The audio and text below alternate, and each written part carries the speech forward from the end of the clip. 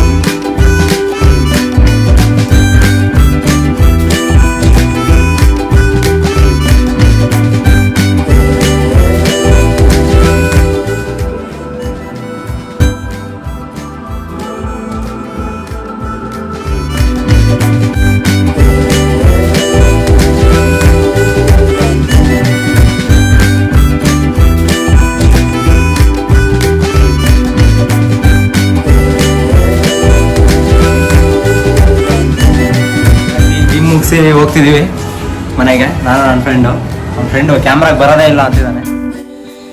Guys, ಇವತ್ತು post workout ಮಿಲ್ಗೆ 5 eggs ಮತ್ತು 1 cup of rice, ಅಂಬ್ಲಿ ಮೊಸರು ಕುಡಿದು ಮಲ್ಕೊಂಡೆ.